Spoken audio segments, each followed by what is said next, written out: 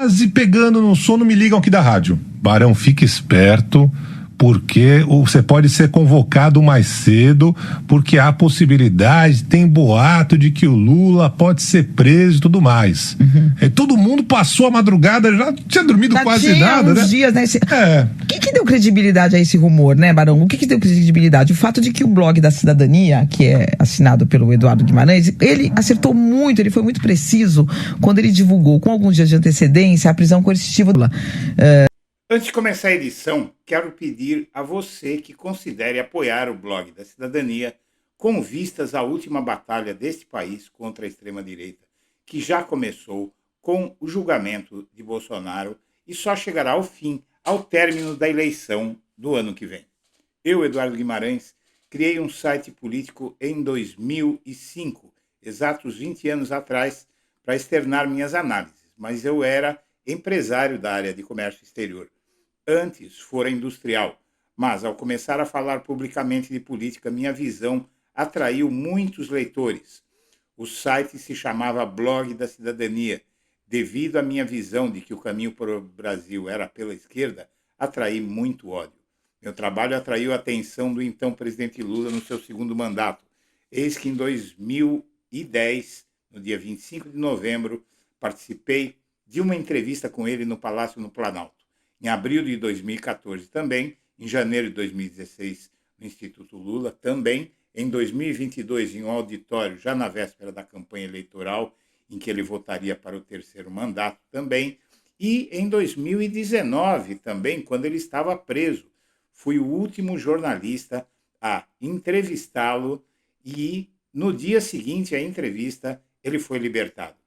Em 2017, fiz uma reportagem que mostrou que Lula seria alvo da 24ª fase da Lava Jato, seria preso e conduzido coercitivamente. Eis que a direita e sua mídia finalmente destruíram a minha vida profissional. Tive que parar minha empresa e então só me restava o site Blog da Cidadania para sobreviver. Esse site foi destruído pelo então governador João Dória, que me impôs uma indenização de R$50 mil corrigidos por um erro de uma pessoa que alimentava o site para mim com notícias.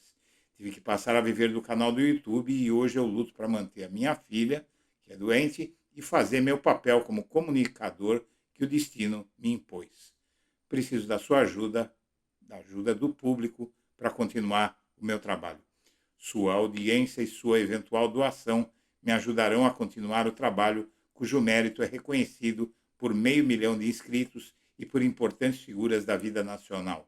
Eduardo, eu queria dizer para você o seguinte, olha, que a minha relação de amizade com você extrapola a sua relação de entrevistador. Você sabe que amigo a gente escolhe. E pessoas de caráter como você, ao longo desse tempo que nós nos conhecemos, você sabe que qualquer coisa que você precisar, você pode contar comigo.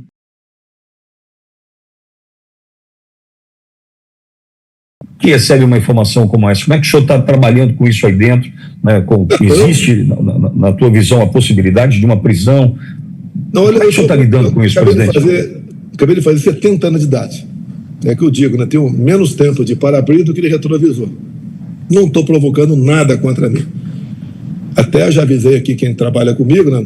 Dirige meu carro, para nem passar perto de embaixadas.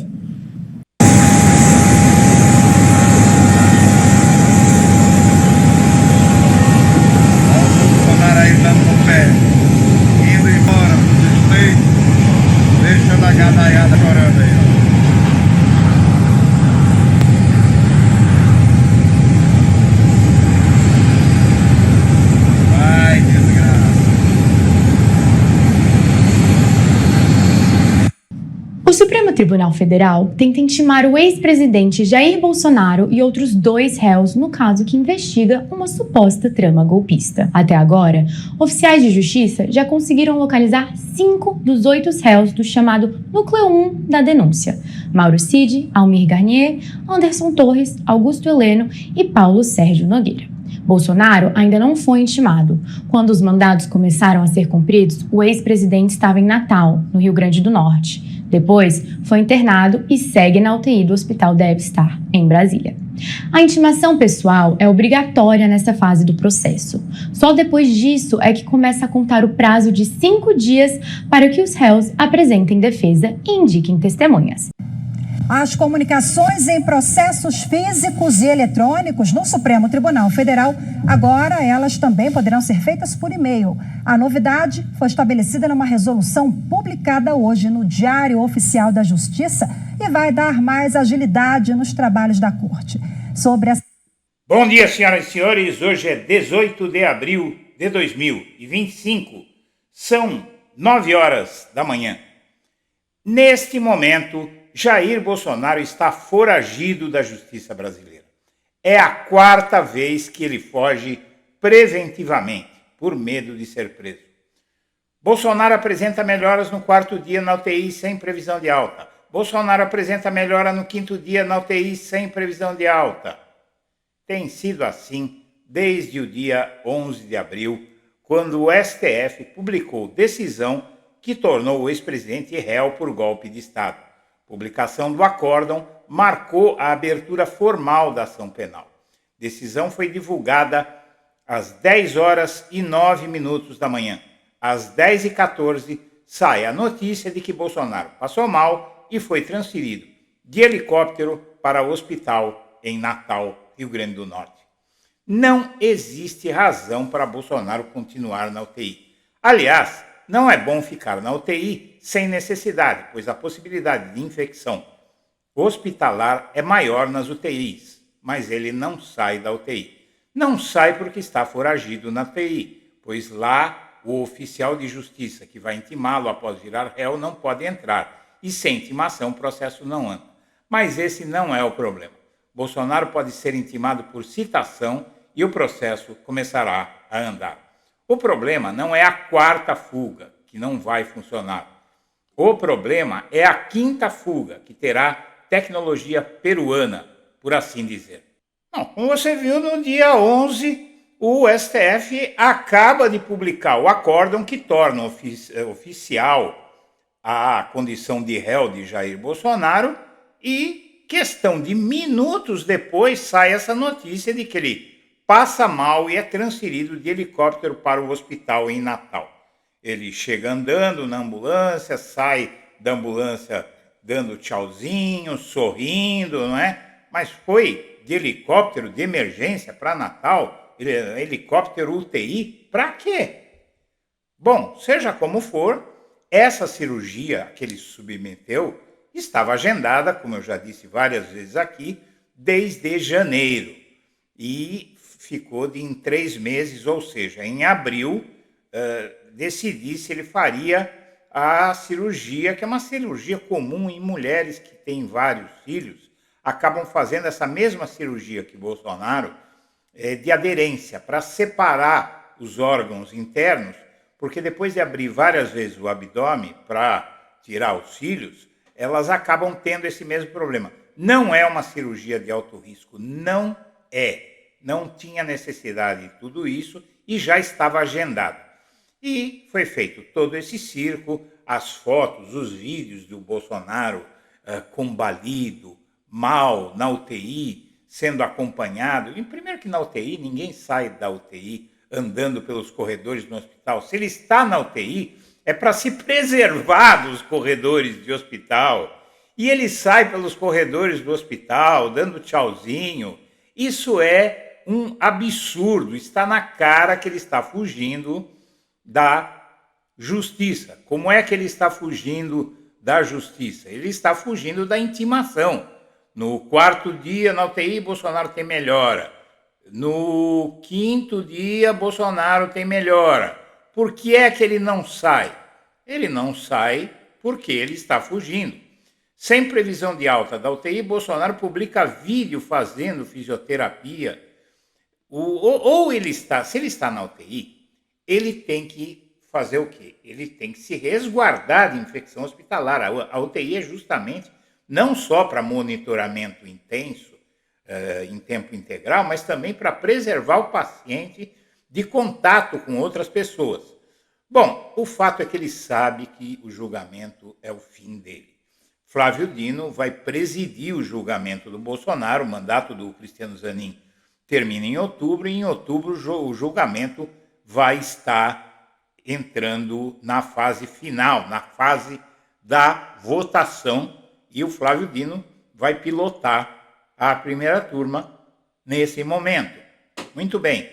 O Bolsonaro, como você viu, ele diz que evita passar perto de embaixadas para não ser acusado e tentar fugir. Mas nesta edição, em alguns minutos, você vai ver que, na verdade, isso é tudo preparação justamente para a quinta fuga.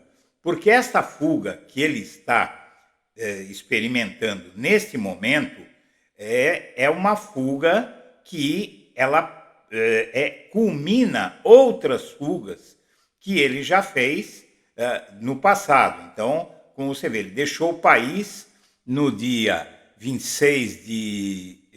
no dia 30 de dezembro de 2022 para evitar a prisão e esperar o desfecho de 8 de janeiro. Em fevereiro do ano passado, entre os dias 12 e 14 de fevereiro do ano passado, ele se hospedou na Embaixada da Hungria. Logo após, no dia 8, ele sofreu a Operação Tempus Veritatis, que confiscou o passaporte dele. Foi a segunda fuga. A terceira fuga foi no dia 26 de março. Temor de prisão ou tornozeleira fez Bolsonaro não ir ao STF na quarta-feira, no dia em que ele virou réu no STF. Disseram para ele que ele ia sair de lá algemado e preso, ou então com tornozeleira. Então ele fugiu e não foi. Ficar em casa não adiantaria nada, eles iriam buscá-lo lá. Mas ele estava ali acompanhando a movimentação no tribunal para ver se iria ter, ao fim do julgamento, alguma decisão de prendê-lo, né? E o que ele faria? Porque ficar em casa não adiantaria nada, ele teria que estar lá. Ele seria preso lá mesmo. Ele preferiu ser preso em casa, é isso? Ou ele pretendia, se ao fim do julgamento fosse decretada a sua prisão, entrar em alguma embaixada? Essa é a questão. O STF tenta intimar do Bolsonaro e mais 2 no caso da trama golpista. Oficiais de justiça localizaram os 5 réus, como você viu, e o Bolsonaro está fugindo porque o oficial de justiça ele precisa, para fazer o processo andar, o oficial de justiça tem que intimar o Bolsonaro. O Bolsonaro ainda não foi intimado. No dia em que o oficial de justiça foi procurado pela primeira vez, ele estava em Natal, onde acabou hospitalizado após passar mal. Intimação presencial é uma exigência do Código de Processo Penal na fase inicial da ação. Somente após a citação pessoal começa a contar o prazo de 5 dias para que os réus apresentem a defesa e indiquem 8 testemunhas. No caso de Bolsonaro, até 40 testemunhas, considerando os 5 crimes listados da denúncia. Mas, como você viu, ele pode ser intimado por citação. Tá? Então, se ele continuar a ficar mais tempo na UTI, provavelmente vão dar mais uma semaninha para ele. Se não sair da UTI, sem justificativa, continuar na UTI, ele vai, de um jeito ou de outro, ele vai ser intimado por citação. O fato é que o problema não é essa quarta fuga do Bolsonaro, ou a quarta tentativa de fuga do Bolsonaro. Na verdade, o problema está, nesse caso, da esposa do ex-presidente Ollanta Humala, do Peru, que foi convertida em ré em um processo e recebeu o asilo do Brasil. Ela mostra como é eficaz esse tipo de abrigo em embaixada. Porque por uma questão de Estado, se a embaixada dá abrigo a uma pessoa nessas condições, acaba sendo difícil negar o salvo-conduto, como fez o Brasil. Tem muita desinformação mas você tem que respeitar a soberania do território do país em que está a embaixada. Porque, por exemplo, dentro do carro da embaixada também é território estrangeiro. Então, o Bolsonaro entra na embaixada dos Estados Unidos ou da Argentina. Aí ele sai da embaixada da Argentina dentro de um carro da embaixada argentina. Vai para o aeroporto e sai do aeroporto e entra no avião da Argentina, dos Estados Unidos, e lá também é território estrangeiro. Então, existe uma dificuldade muito grande. Se ele fugir para uma embaixada, já era. E o fato de ele ficar longe de embaixada agora não significa que ele vai continuar longe de embaixada se ele for condenado ou se o risco de prisão estiver já precificado. Senhoras e senhores, eu agradeço a atenção e deixo meu abraço para todo mundo.